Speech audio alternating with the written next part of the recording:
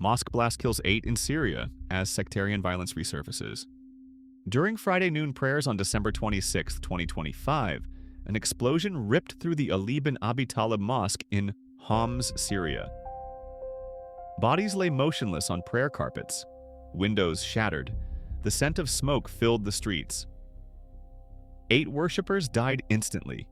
18 more lay wounded in nearby hospitals. The blast was not random. It was a calculated attack on a place where Alawite Muslims gathered in worship, targeting a religious minority that has faced decades of persecution. Syria's sectarian fault lines run deep. For nearly 50 years, Bashar al-Assad's Alawite-dominated government brutally suppressed Sunni majority aspirations, fueling resentment that exploded into civil war from 2011 to 2024. Assad's fall in December 2024 created a vacuum filled with uncertainty. Could a new transitional government protect minorities? Or would sectarian revenge consume the country? Many Alawites feared exactly this scenario: retribution against their community. The extremist group Saraya Ansar al-Sunnah claimed responsibility, positioning the bombing as retaliation for Sunni suffering under Assad's regime. The group, based in opposition strongholds, framed the attack as justice for Sunni civilians killed during the war. The UN Secretary-General immediately condemned the bombing. Syrian transitional authorities promised investigations and heightened security. But skepticism abounded. Alawites questioned whether a Sunni-led government could truly protect them. 2 days later, fear turned to fury.